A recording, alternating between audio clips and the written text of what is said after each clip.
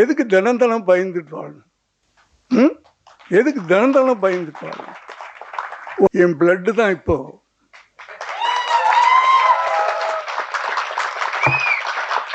ஒரு முறை தான் பிறக்கிறோம், சாக போகிறது ஒரு தடவை தான். இதுக்கிடையில் நம்ம அப்படி வாழ்ந்துட்டு போயிடலாமே. எதுக்கு தினம் தினம் பயந்துட்டு வாழணும்? எதுக்கு தினம் தினம் பயந்துட்டு வாழணும்? ஒரு தடவை தானப்பா சாக போகிறோம். என் பிளட்டு தான் இப்போ.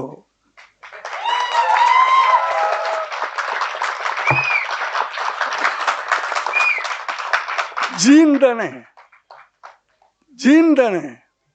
எங்கெங்கோ போயிட்டேன், எங்கெங்க வந்துட்டேன். சாரி. லெனின் சார், ஜீன்னு சொன்னோன்னே லெனின் சார்.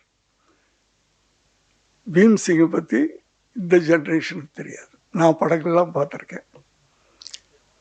ஒவ்வொரு படத்துலையும் அந்த குடும்ப உறவுகள், இப்போ குடும்பமே கிடையாது. புருஷன் பொண்டாட்டி, பிள்ளை கூட அந்த 18-20 வயசு வரைக்கும் சம்பாதிக்க ஆரம்பிச்சிட்டான்னா அவ்வளோதான்.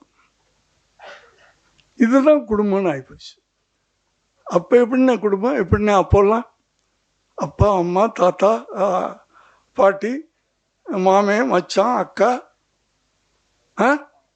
அந்த உறவுகளில் எங்கன்னு போச்சு அண்ணே? நீங்கள் சிரிக்க வச்சுக்கிட்டே இருப்பீங்க. படங்கள் அப்போல்லாம் ஒரு என்னதான் அதில் என்டர்டெயின்மெண்ட் அதுக்கு இது இருந்தாலும் அது ஒரு பாடமாகவும் இருந்துச்சு. இப்போ வரும் படங்களாக. ஸோ இளைஞர்களை கேட்டுக்கிறேன், எடிட்டர்ஸ் வர்றவங்க, நானும் ஒரு